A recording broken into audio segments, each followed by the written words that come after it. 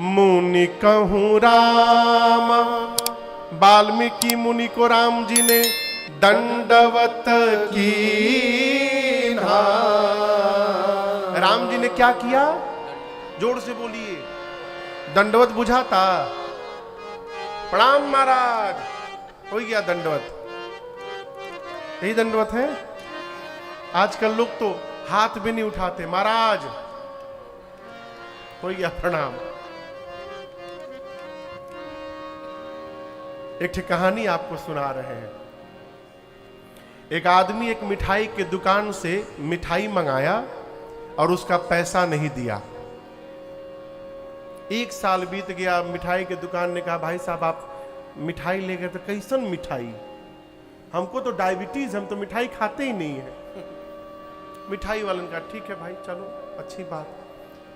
तो उस आदमी के घर में एक फंक्शन पड़ा, तो जाकर उसी मिठाई वाले को उसने ऑर्डर दिया कि 500 पीस हमको ये रसगुल्ला इतने तारीख को हमारे घर भेज दीजिएगा। दुकान में, हाँ ठीक ठीक, तुरंत एकदम निश्चित। आज जब आप भेज दीजिएगा तो हम आपको पैसा दे देंगे। ठीक है। जिस दिन प्रोग्राम था उस दिन सुबह उसने फोन किया दुकान में, मिठाई हाँ जा रहा है, अभी निकल रहा है। फिर दोपहर में फोन किया, बस पैक हो गया है, निकलने वाला है। 4 बजे से कार्यक्रम था, उसने 3 बजे फोन किया, अब बस पहुंचने वाला है। करते करते लोग आ गए, पूरा प्रोग्राम हो गया, मिठाई नहीं गया। शाम को गुस्से में पहुंचा दुकान में, ये क्या बदतमीजी है। उसने कहा, जैसन तोर लेन देन वैसन मोर पठावनी। जिस प्रकार आप रुपया देते हैं हमको, उसी प्रकार हम मिठाई भी दे दिए हैं आपको। ये मैं क्यों सुना रहा हूं? आशीर्वाद कोई देता नहीं है, आशीर्वाद लिया जाता है। इस बात को ठीक से समझिएगा। जिस भाव से हम प्रणाम करते हैं, उसी भाव से सामने वाले की ओर से आशीर्वाद भी मिलता है। पहली बात, माताओं को लेट करके दंडवत प्रणाम नहीं करना चाहिए। देखा देखी में माताएं भी लुटियाई जा रही हैं, महाराज दंडवत, ये अपराध है। स्त्री को लेट करके प्रणाम करने से मना किया गया है। आगे और बोलूं? हाँ? बेटियों को किसी का भी पांव छू के प्रणाम नहीं करना चाहिए।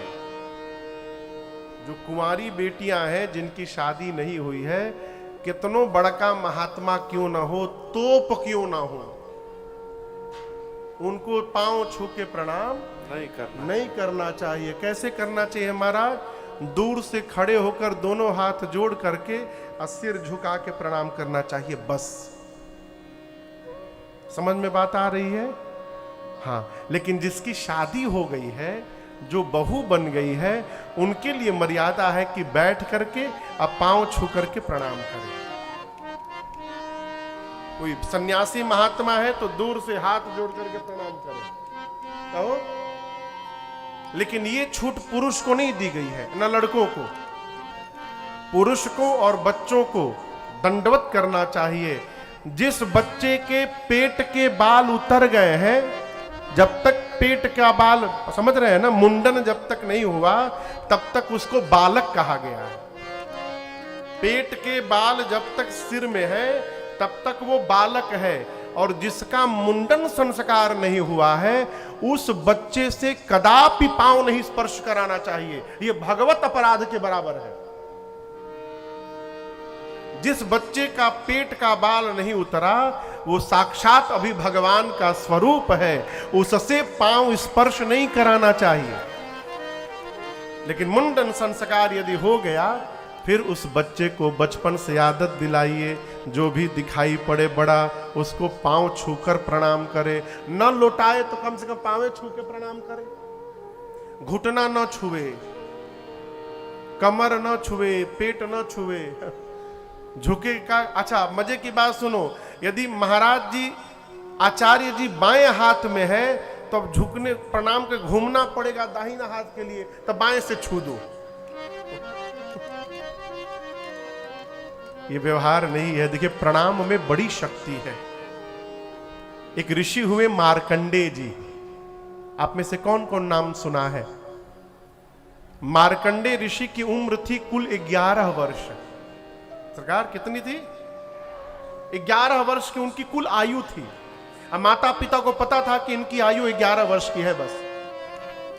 मां ने उनको शिक्षा दी कि कोई भी दिखाई पड़े बड़ा, उसको दंडवत करो। ये मत देखो कि वो कौन है, जो भी बड़ा दिखाई पड़े उसको दंडवत करो। मार्कंडेय ऋषि बचपन से आदत में ले लिए। नारद जी एक बार आ रहे थे, अब मार्कंडेय ऋषि ने उनको दंडवत कर लिया। और जैसे दंडवत किया तो नारद जी के मुख से निकल गया, चिरंजीवी भव। क्या कहा? चिरंजीवी, अमर हो जाइए। मार्कंडेय ऋषि प्रणाम करके बोले, नारद जी आपका आशीर्वाद विफल हो जाएगा। बोले क्यों? बोले मेरी उम्र ही 11 साल की है, अब मैं चिरंजीवी कैसे हो जाऊंगा? अब नारद जी फंस गए कि मैंने तो इनको वरदान दे दिया, चिरंजीवी भाव का आशीर्वाद दे दिया। नारद जी बोले अच्छा एक काम करो, मैं तुमको एक जगह लेके चल रहा हूं, जैसे हमको प्रणाम किए हो बिना अपना नाम पता बताए भीतर जाना और दंडवत कर लेना। तो मार्कंडेय ऋषि को नारद जी लेकर गए ब्रह्मा जी के पास ब्रह्मलोक। अब बोले जाओ भीतर दंडवत करो। मार्कंडेय ऋषि जाकर जैसे ब्रह्मा जी को दंडवत किए तो ब्रह्मा जी के भी मुख से निकल गया, चिरंजीवी भव। अब जैसे ब्रह्मा जी बोले, नारद जी बोले हमार टेंशन समाप्त। अब आप समझिए ब्रह्मा जी बोले क्यों? बोले आप जिसको चिरंजीवी का आशीर्वाद दिए हैं इनकी उम्र ही 11 साल की है। अब मैं तो निश्चिंत हो गया, आप फंसे हैं। ब्रह्मा जी तुरंत रजिस्टर निकाले और मार्कंडेय जी का 11 साल का उम्र काट करके और उनको चिरंजीवी बना दिए। ये प्रणाम की शक्ति है। इसलिए बच्चों से बचपन से आदत दिलाइए।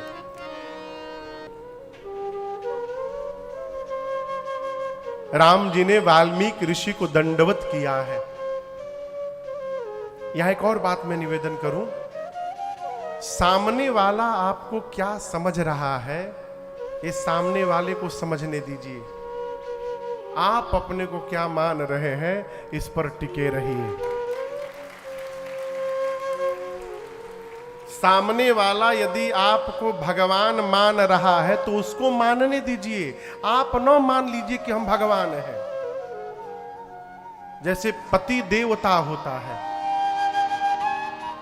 माताएं परिचय कराती हमारे पति देव है, तो पति देवता है ये बात पत्नी को मानना है। पत्नी माने चाहे मत माने, पति मान के बैठा है कि हम देवता हैं। सब समस्या इसी बात की है। सामने वाले की अपनी श्रद्धा है, वो यदि आपको भगवान मान रहा है तो उसकी श्रद्धा कहलवा रही है, उसको मानने दीजिए। आप न मानिए कि मैं भगवान हूं। यहां राम जी साक्षात भगवान है, परम पिता परमेश्वर है, इसमें मानने की कोई बात नहीं है। राम जी भगवान हैं, लेकिन जब मनुष्य बनकर आए हैं तो राम जी मान रहे हैं कि मैं सामान्य राजकुमार हूं। इसलिए सामने मुनि दिखाई पड़े तो राम जी ये नहीं माने कि मैं भगवान हूं। राम जी अपने को राजकुमार मानकर मुनि कहूं राम दंडवत कीन्हा आशीर्वाद विप्रवर दीन्हा। नहीं तो लोग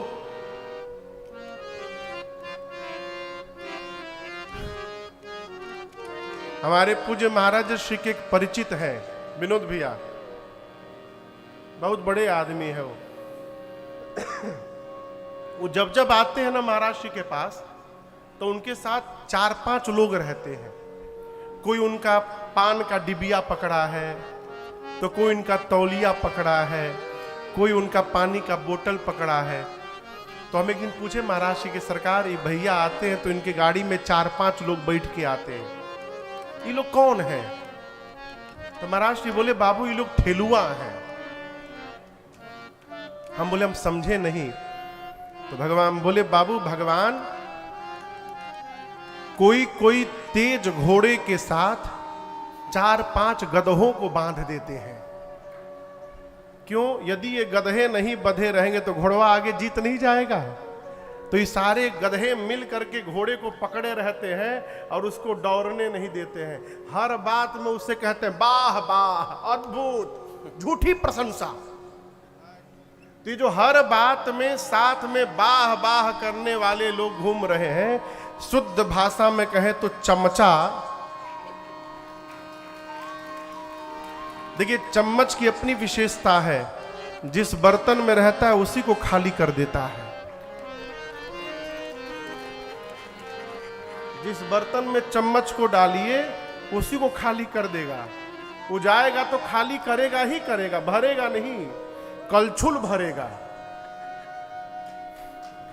चम्मच नहीं भरेगा। भरेगा हो? उसी प्रकार ये चमचे जिसके साथ लग जाएं उसको खाली कर देंगे। अभी विधायक जी, विधायक का टिकट मिला नहीं, लेकिन साथ वाले उनको विधायक जी आ गए, विधायक जी आ गए, इनसे सावधान सावधान। इस प्रकार के लोग चढ़ा करके आकाश में पहुंचा देंगे और वहां से गिरने के बाद कुछ बचने वाला नहीं है। ये जो चम्मच टाइप के लोग हैं ना, चमचे, इनसे सावधान रहिए। ये का कही रहे हैं कहने दीजिए, अपने को मान के रखिए कि हम क्या हैं और धरातल पर बने रहिए। आप समझ रहे हैं मेरी बात को? हम आपको नहीं कह रहे हैं, हम उधर की बात कह रहे हैं। आपके साथ हम ऐसे लोग नहीं देखे, अभी देखते तो हम आपको बोल के जाते। सावधान। अरे आपको एक बात बताऊं, एक राजा के नगर में 2 दर्जी पहुंचे। 2 दर्जी जाकर राजा से बोले कि हम लोग देवताओं का वस्त्र सिलते हैं, जितने देवता हैं हमारे द्वारा ही सिले हुए वस्त्र पहनते हैं।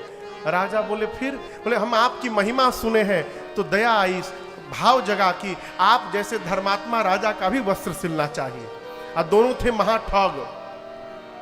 राजा बोले तो सौभाग्य है मेरा। बोले लेकिन एक समस्या है। क्या? बोले हम जिस धागे से कपड़ा बनाते हैं ना, वो दिव्य लोक से आया हुआ धागा है। तो राजा बोले तो और अच्छी बात है। बोले नहीं, समस्या ये है कि मूर्ख व्यक्ति को उससे बना हुआ वस्त्र दिखाई नहीं देता। जो मूर्ख होगा उसको वो कपड़ा दिखाई ही नहीं देगा। राजा मन में सोचा ये तो और अच्छी बात हो गई, इसी बहाने पता चलेगा मेरे कैबिनेट में कौन कौन मूर्ख है। जो जो मूर्ख होगा उसको चेंज करूंगा। राजा बोला ठीक है बनाइए आप लोग। बोले हम लोग को एक कमरा चाहिए, बंद कमरा, उसमें कोई आए नहीं, भोजन चाहिए और 1 महीने का समय चाहिए। एक कमरा निश्चित हुआ, सारी सामग्री, समय पर भोजन। अब वो दोनों जाकर खूब आराम से दिन भर सोते थे। 1 महीना में 1 दिन बचा था। राजा तो एकदम भीतर हुदहुद लगा हुआ है राजा को। तो 1 दिन पहले मंत्री से बोला कि अब तो बन गया होगा, कल 1 महीना पूरा हो रहा है, जाइए जाकर मेरा वस्त्र का निरीक्षण करके आइए। राजा ये भी सोचा पता चल जाएगा मंत्री हमारा मूर्ख है कि विद्वान है। मंत्री जैसे गया उन दोनों के पास, वस्त्र तैयार, अरे कल ही तैयार हो गया था, कहां है? तो एक दीवार की ओर इशारा किए, वो देखिए वस्त्र टंगा है। अब वहां कुछ था ही नहीं, कुछ नहीं था, सही में कुछ नहीं था। बोले वो देखिए दीवार पर वस्त्र क्या अद्भुत टंगा हुआ है। अब मंत्री को दिखाई न दे। मंत्री सोचे हम मूर्ख हैं क्या, हमको तो दिख नहीं रहा है। यदि राजा को पता चल गया हम मूर्ख हैं तो नौकरी से निकाल देगा हमको। बोला मंत्री बोला अद्भुत अद्भुत वस्त्र, ऐसा वस्त्र तो मैंने आज तक नहीं देखा। दर्जी पूछे किस रंग का है बताइए, कौन सा रंग अच्छा लग रहा है? मंत्री बोला ये बीच बीच में जो नीला नीला लगा है ना वो बहुत सुंदर लग रहा है। दर्जी बोले बहुत सुंदर, आप विद्वान हैं, आपको दिख रहा है। मंत्री जाकर राजा से बताया, सरकार ऐसा दिव्य वस्त्र बना है, आप नाचने लगेंगे। राजा प्रसन्न हो गया, चलो मेरा मंत्री कम से कम मूर्ख नहीं है। अगले दिन राजा ने घोषणा की कि वही वस्त्र पहन करके मैं नगर भ्रमण में निकलूंगा, शाही सवारी मेरी निकलेगी। 10 बजे का समय घोषित हुआ। अब वो दोनों ऐसे हाथ किए, वो नकली कपड़ा लेकर राज दरबार में पहुंचे। अब राजा को कपड़ा न दिखाई दे। मंत्री कह रहा है, सरकार देख रहे हैं क्या अद्भुत चमक रहा है वस्त्र, नीला रंग देखिए, नीला रंग। राजा को दिखाई न दे। राजा बोला, मैं मूर्ख हूं क्या? मंत्री को दिख रहा है, मुझे दिख ही नहीं रहा है। नगर में ये बात फैल जाएगी, राजा मूर्ख है, मेरी हंसी हो जाएगी। राजा बोला, अद्भुत अद्भुत, ऐसा तो मैंने वस्त्र देखा ही नहीं आज तक, लाओ पहनाओ मुझे। अब राजा नंगा खड़ा है और ऐसे हाथ डाले, वैसे हाथ डाले, झूठ मूठ का बटन बंद करे। राजा बोला, बहुत सुंदर लग रहा है। उसी तरह राजा जाकर रथ पर बैठ गया नंगा। मजे की बात देखिए, सबको राजा नंगा दिख रहा है, लेकिन कोई नहीं कह रहा है कि सरकार आपके शरीर पर वस्त्र नहीं है। जानते हैं कि यदि कह दूंगा तो नौकरी से हाथ चली जाएगी। सब कहते हैं, सरकार ऐसा वस्त्र हम लोगों ने जीवन में नहीं देखा, अद्भुत वस्त्र बना है। अब पूरा राजा नगर घूम लिया नंगा। ये कथा कह रही है, वाह वाह करने वाले बहुत लोग साथ में हो जाएं तो कब हम लोगों की भी शाही सवारी निकल जाएगी, इसका भरोसा नहीं। सावधान रहिए। हम क्या हैं, अपने को विचार करना है। राम जी ने श्री वाल्मीकि ऋषि को दंडवत किया है। वाल्मीकि ऋषि ने आशीर्वाद बेप्रवर दीन्हा। मुनियों ने श्री रघुनाथ जी को आशीर्वाद दिया है।